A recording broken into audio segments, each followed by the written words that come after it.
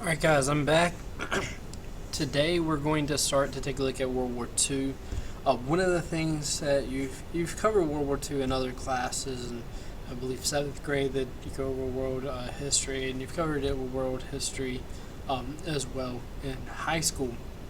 And one of the things you usually focus on is the Holocaust.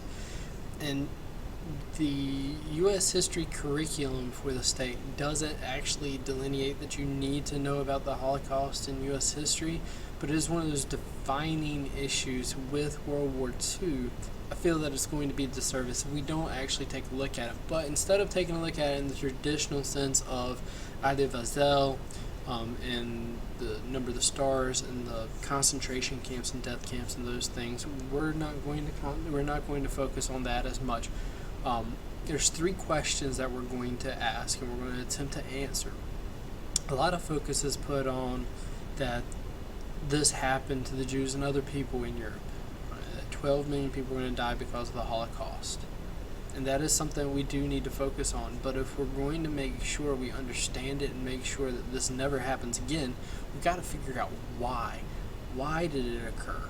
And that's something I think we lose in a lot of coverage of the Holocaust, is this idea of why.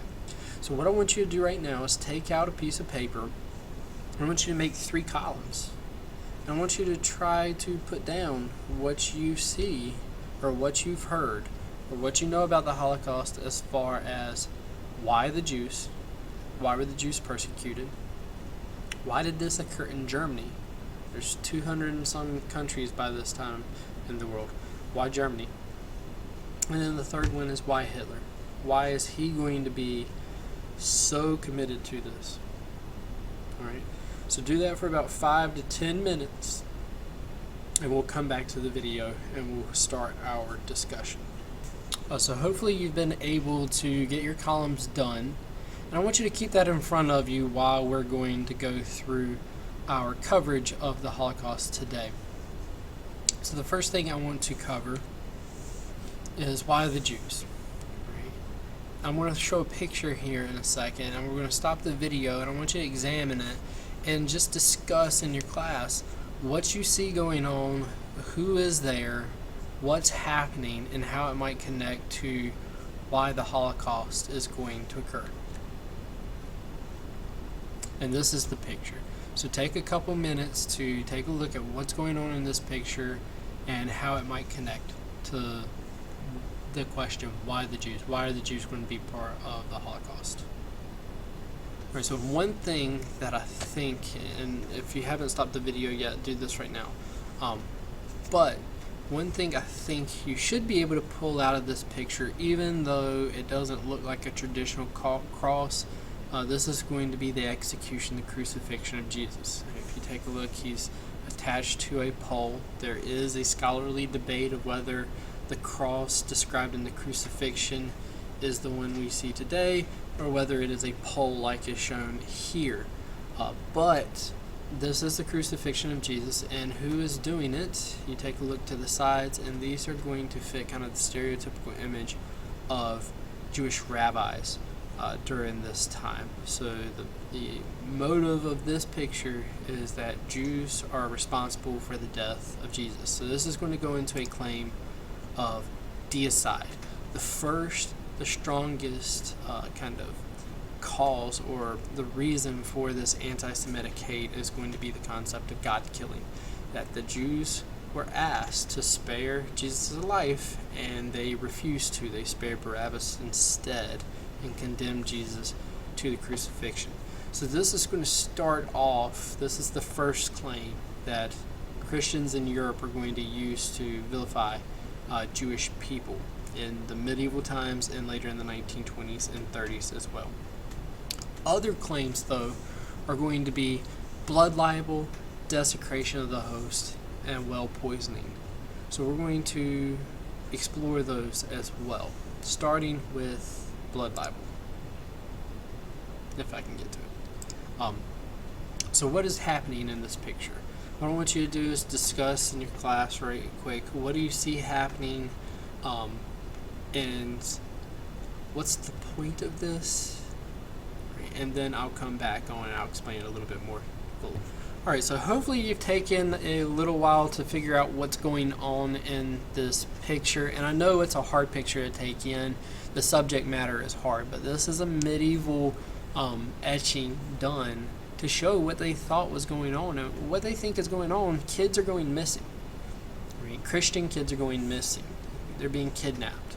So I automatically believe that the Jewish people, which are a minority. There's only 3% Jewish population in Germany in the 1920s. But going back to the 1100s, it's around the same. I believe the Jewish people are stealing these Christian kids, reenacting their big victory. Right? And this is all from the medieval Christian perspective in here. That they are executing these kids in kind of a ritualistic reenactment of the crucifixion of Jesus and using their blood in other rituals. There's absolutely no proof that any of this happened, but this is the belief, and perception is usually stronger than reality. Perception is stronger, and it's going to last longer than what actually happened. Probably what happened is kidnappings occurred. Kidnappings occur today. Kidnappings occurred in the medieval ages as well. So, but this is their mind going a little bit wild with them.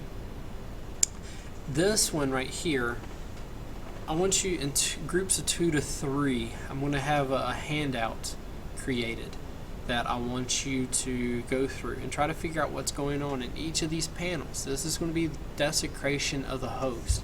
I want you to pay attention to the setting and what the actors are doing and what does it look like these things are, and why is, because down here there's going to be a lot of violence. Why is that violence occurring?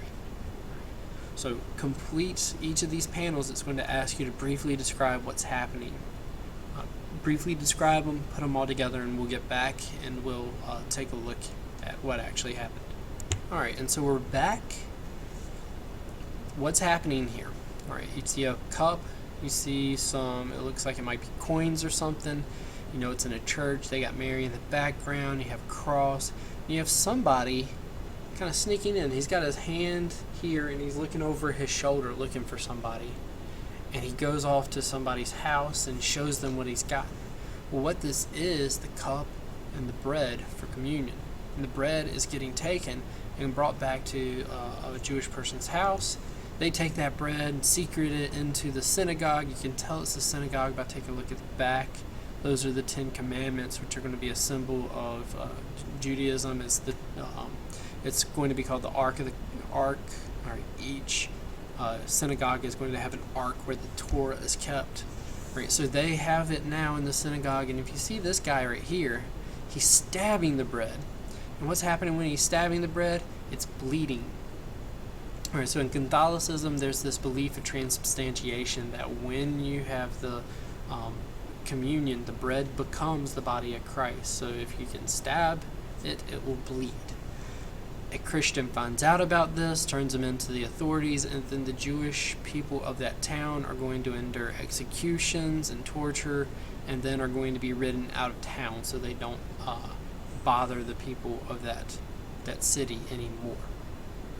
Right, so that is desecration of the host. Again, this is still in the medieval ages, but what we're building here is an idea of why the German people are going to distrust the Jewish people so much that when Hitler says that the Jewish people are the problems, they're not saying, yeah, really? They're saying, oh, yeah, they are the problem. We're trying to build up the reasons why they go along with Hitler. Well poisoning is another one. During the Black Plague, people are dying of this mysterious disease and they don't know what's happening. But they're noticing Jewish people aren't dying from the Black Plague in the numbers that Christian people are dying. So it must be they're poisoning the wells. These wells that Christians are getting their water from, they must be poisoning them. Scholarly sources have dismissed this. And the reason why they dismiss this is what we know about the Black Plague and how it spread. The Black Plague is spread by fleas on mice. And if you wash yourself and make sure there's no fleas on you, you are going to be protected from the Black Plague. The problem for medieval people is that they only take 1 or 2, maybe 3 baths a year. think about that for a second, a year. So they're going to be hit by the plague pretty badly. However, the Jewish population, they take ritual baths. They clean themselves with water before different rituals in their religion. Women have to take a full body immersion in a thing called a mikvah every month. So they're going to be much cleaner, physically cleaner, than the population of Germany or France or wherever they're living as a whole.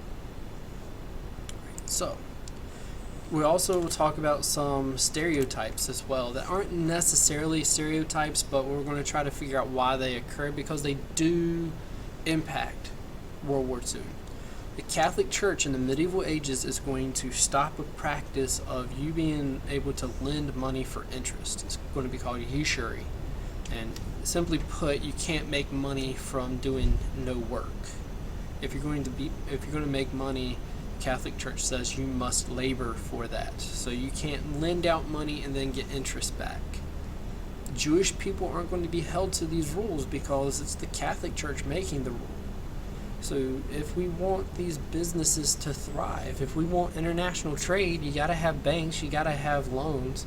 So Jewish people are going to kind of fill that void, and are going to become, some families are going to become rich because they are going to develop large banking empires. So it's kind of a stereotype, but it's not necessarily an untrue stereotype that Jewish people more often than not, or in larger percentages, owned banks in Europe.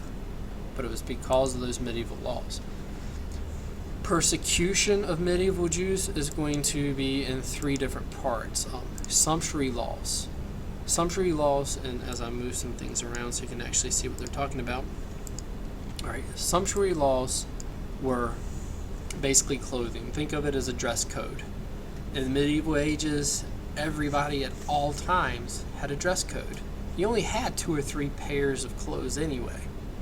Right, so if you had a certain job, let's say you were a fishmonger and you sold fish down on the docks, you wore blue so that everybody could tell, hey, he's the fishmonger. If you need fish, go see him in the blue robe.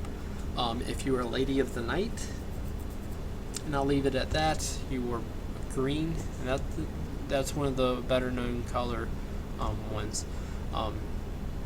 But religious affiliations, especially religious minorities, had their own clothing that they had to wear. One's going to be the pointed hat, the Jewish hat. This isn't a yarmulke. This is a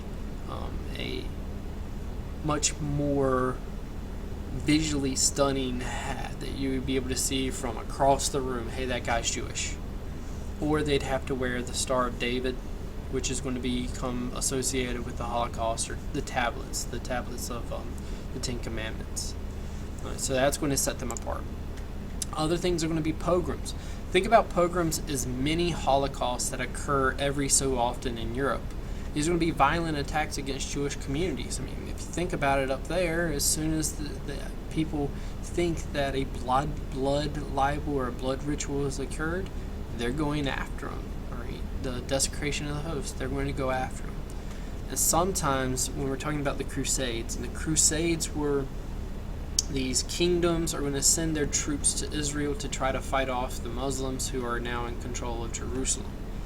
Well, what happens if you don't have enough money to get your guys all the way to Israel? Why not take out the infidel that is in Europe? So they would go on Purim Nights crusades, which would take aimed at clearing Europe of Jewish influence.